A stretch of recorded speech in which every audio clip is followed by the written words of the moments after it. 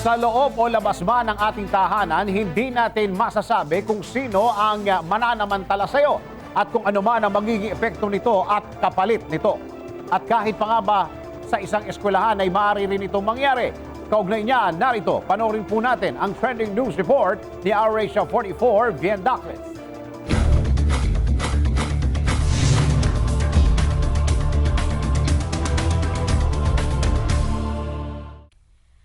Viral ngayon sa social media ang post ng isang kolehiyala mula sa Lyceum of the Philippines Manila campus matapos na umano'y mabiktima ng harassment ng sarili nitong propesor.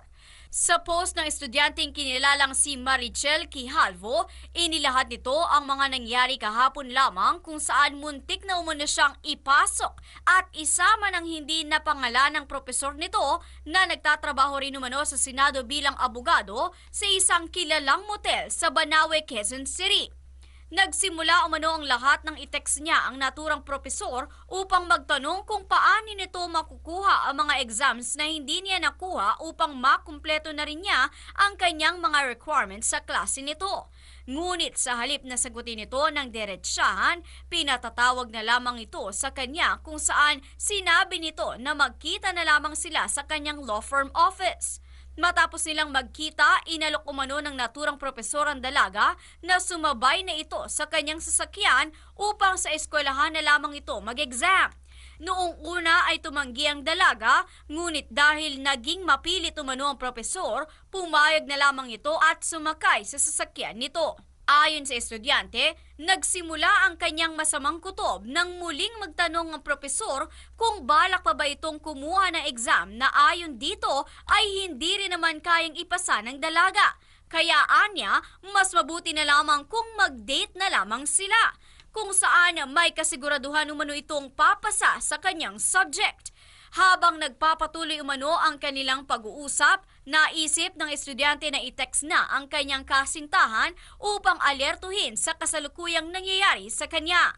Ilang saglit pa ay nakita na lamang ng estudyante na halos papasok na pala ang kanilang sinasakyan sa basement ng naturang motel. Dahil dito, muli niyang tinext ang kanyang nobyo upang pakunwaring tumawag ito sa kanya upang sabihing naaksidente ang kanyang ina.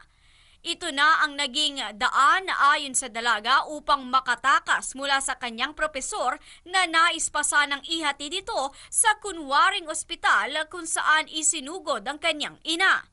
Samantala, plano na ni Quijalvo na idulog sa Vice President for Academic Affairs o VPAA ng eskwelahan ang naging karanasan nito mula sa kanyang propesor, kung saan umaasa itong magkakaroon ng maayos na resolusyon upang hindi na maulit pa sa ibang estudyante.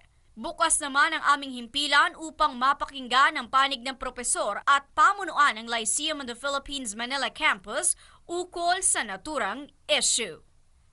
Para sa MBC Network News, RH44, Bien Dacles, naglilingkod sa pagbabalita. I-like po ang page ng DZRH News Television para updated at i-share ang trending news na balitang ito para mas marami ang makabalita. At mag-comment para alam namin ang opinion mo.